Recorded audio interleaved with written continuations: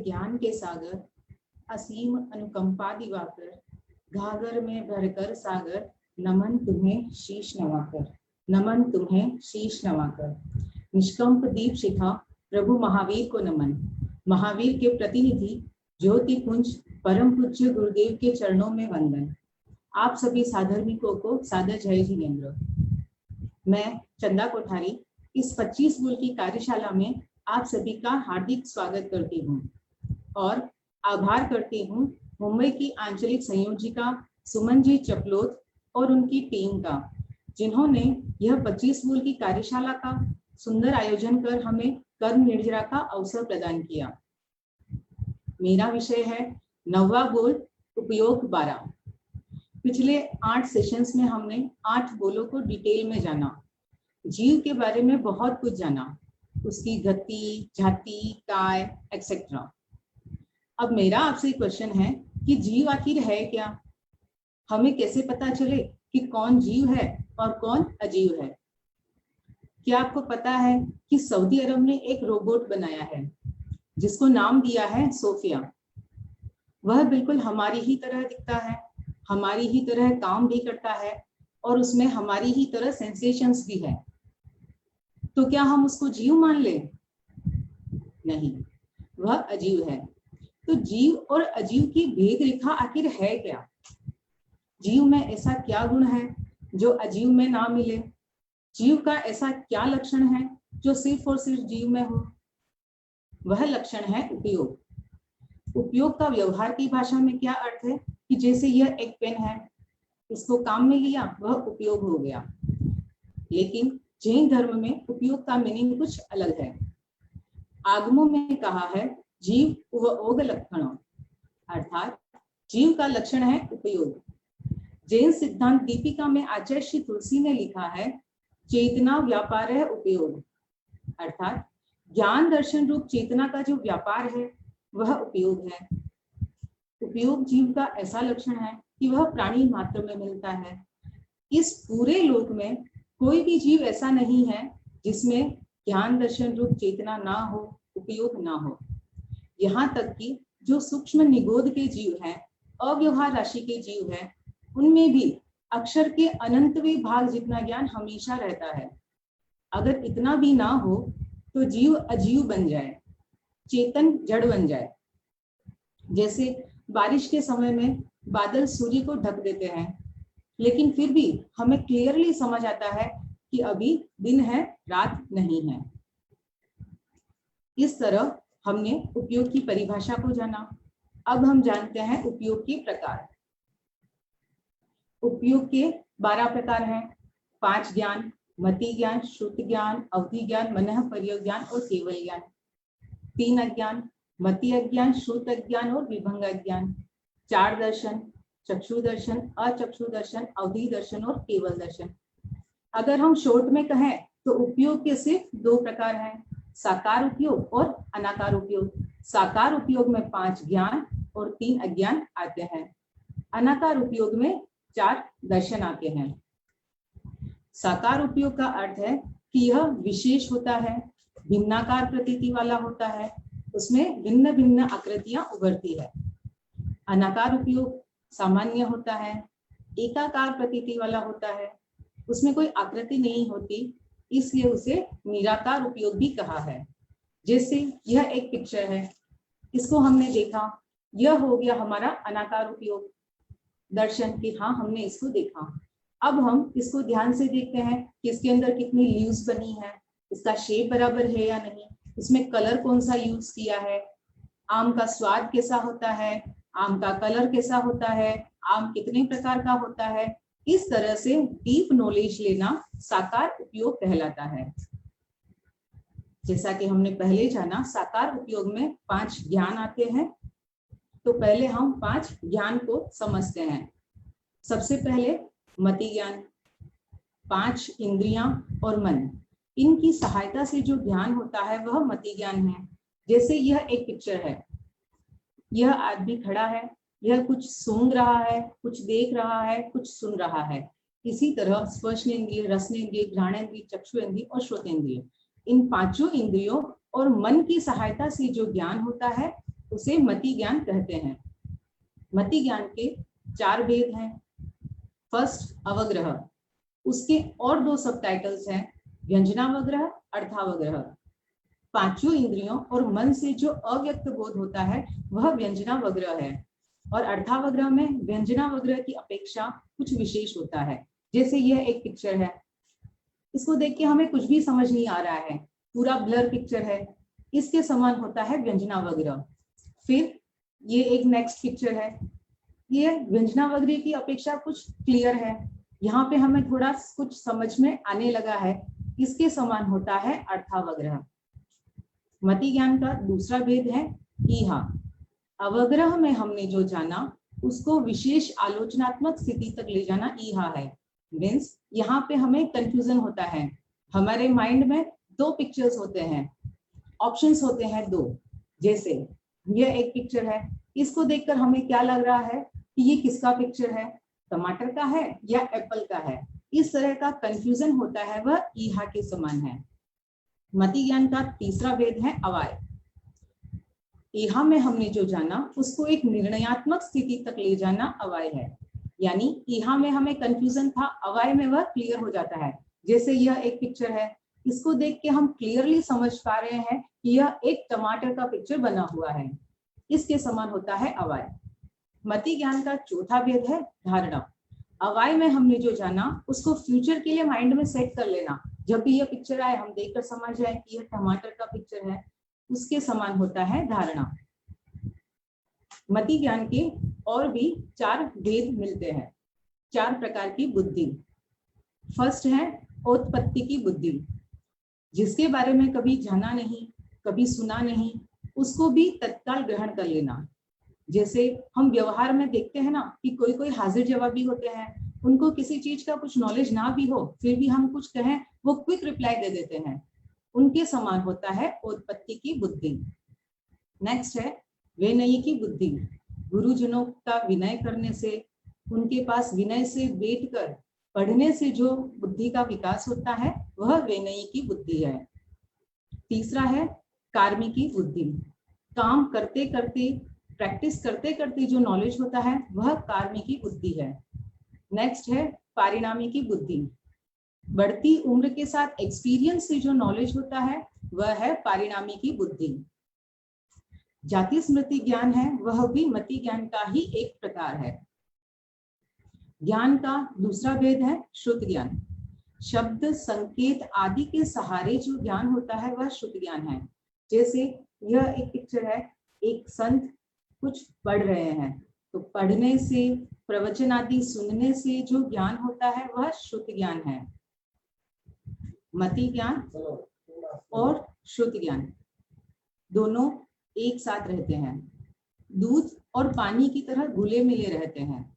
इस पूरे लोक में कोई भी जीव ऐसा नहीं मिलेगा जिसमें मति ज्ञान होगा पर श्रुत ज्ञान नहीं, या फिर श्रुत ज्ञान होगा पर मति ज्ञान नहीं, लेकिन दोनों में कुछ अंतर भी है।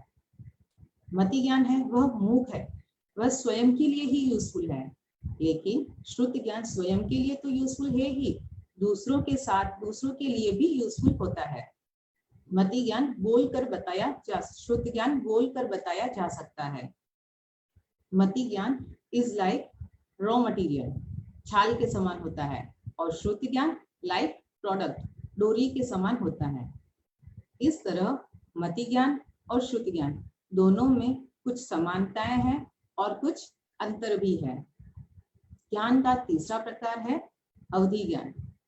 अवधि ज्ञान को परिभाषित करते हुए लिखा है अवधानम अवधि, अर्थात जो अवधान पूर्वक होता है, एकाग्रता पूर्वक होता है, वह अवधि ज्ञान कहलाता है।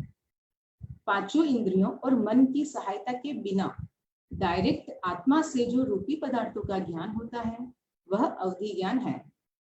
इसको हम एक एग्जाम्पल से समझते हैं।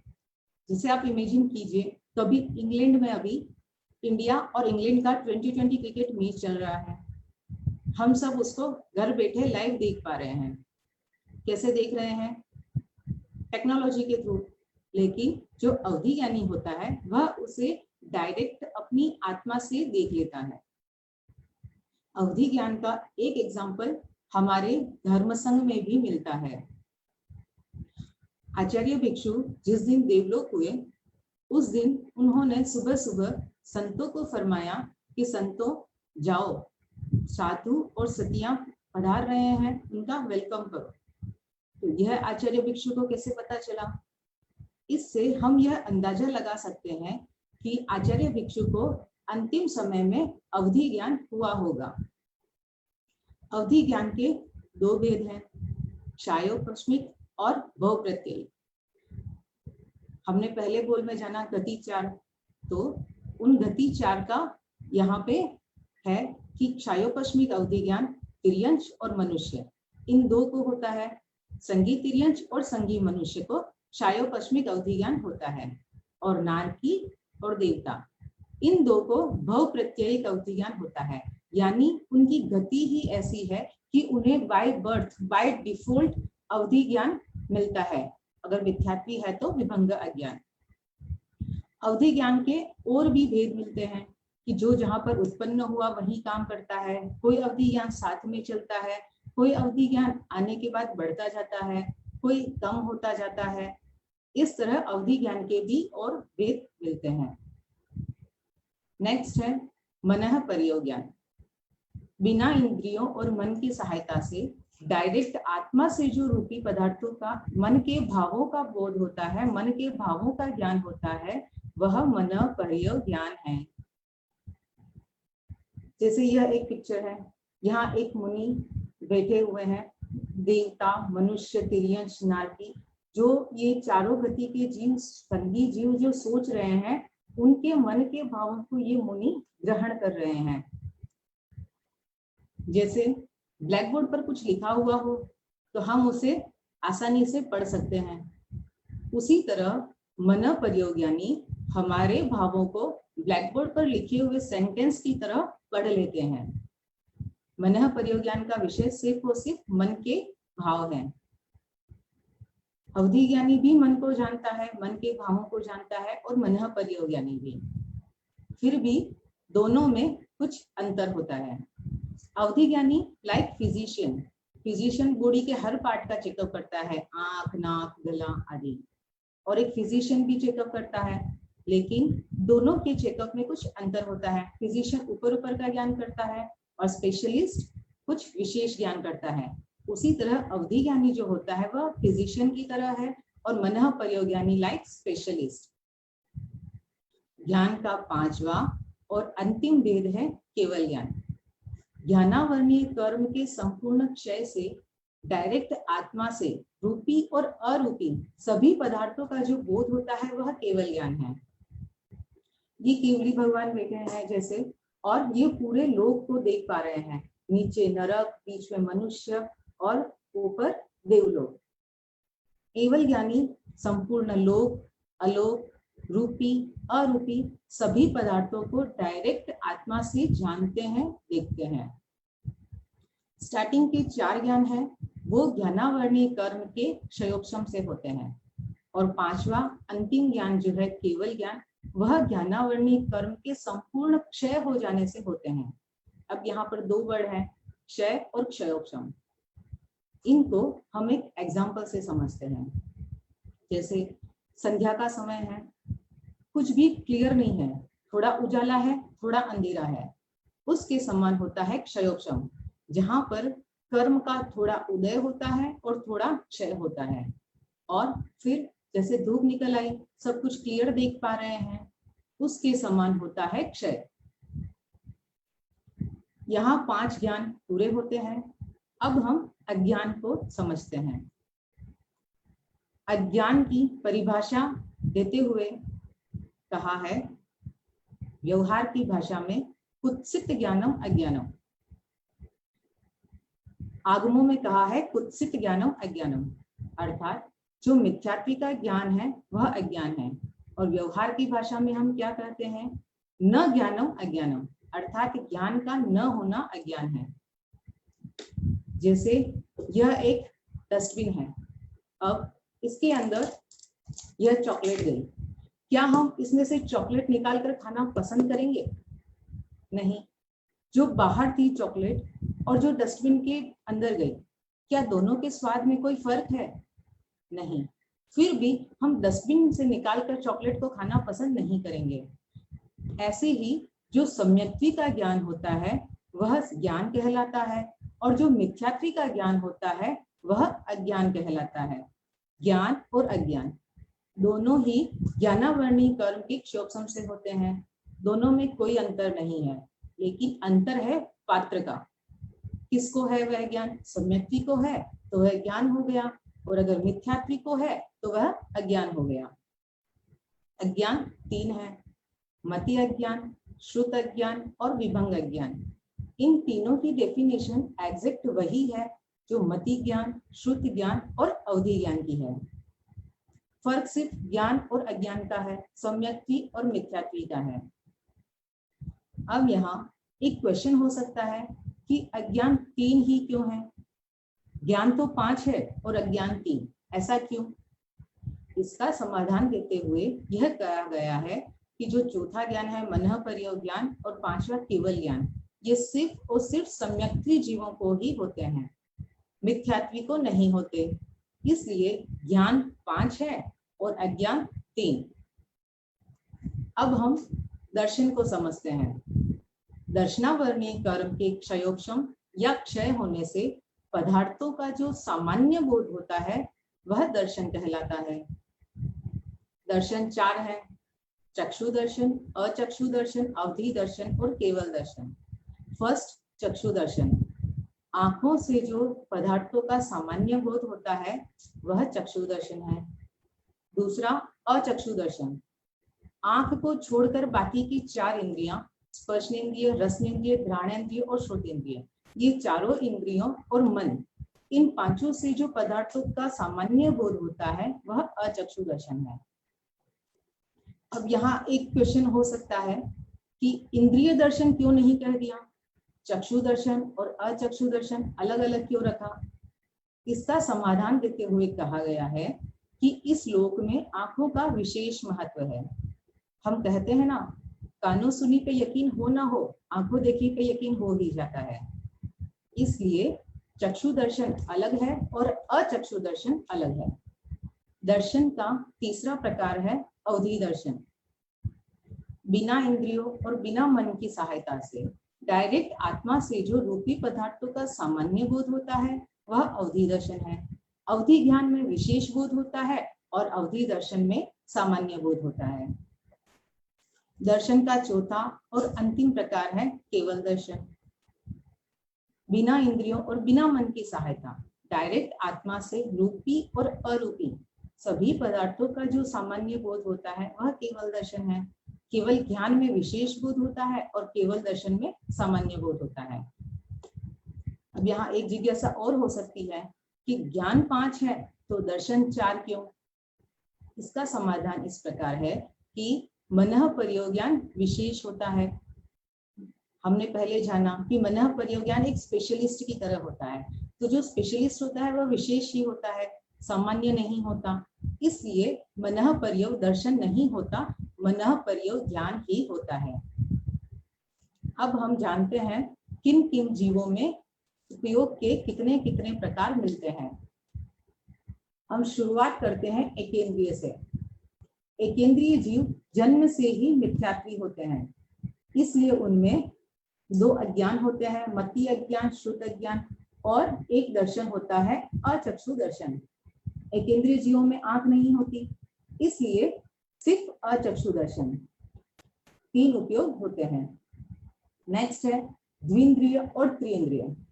ये 2 जीव पिछले जन्म में सम्यक्त्वी हो सकते हैं। सम्यक्त्वी जीव अगर मरकर असंगी दृष्टि योनि में जाए तो अपर्याप्त अवस्था में वह सम्यक्त्वी हो सकता है, इसलिए उनमें 2 ज्ञान लिए हैं। फिर पर्याप्त हो जाने के बाद वो जीव मिथ्यात्वी ही होते हैं, तो 2 अज्ञान भी ले लिए, और एक दर्शन है अचक्षु दर्शन, क्योंकि त्रिइंद्रिय तक के जीवों में भी आंख नहीं होती, द्विंद्रिय और त्रिइंद्रिय, इसलिए सिर्फ एक दर्शन है अचक्षु दर्शन।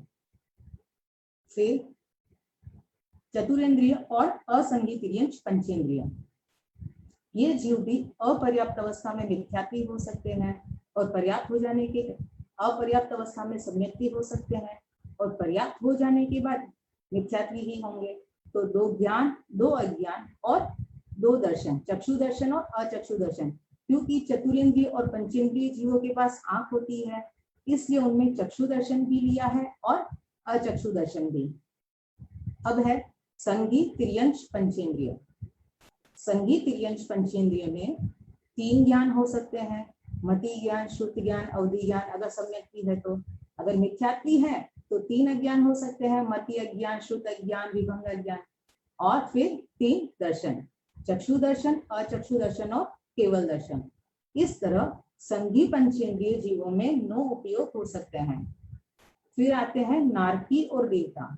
इनका भी सेम संगी तिर्यंश पंचेंद्रिय जीवों की तरह है कि अगर सम्यक्ति हुए तो 3 ज्ञान, मिथ्यात्वी हुए तो 3 अज्ञान और साथ में 3 दर्शन।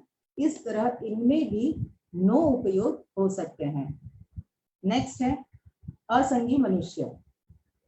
असंगी मनुष्य मिथ्यात्वी ही होते हैं, सम्यक्ति नहीं होते, इसलिए उनमें 2 अज्ञान होते हैं, मति अज्ञान, श्रुत अज्ञान और दर्शन 2 होते हैं। क्योंकि मनुष्य है ना, पंचेंद्रिय है, तो उनके पास आंख होती है, तो चक्षु दर्शन और अचक्षु दर्शन।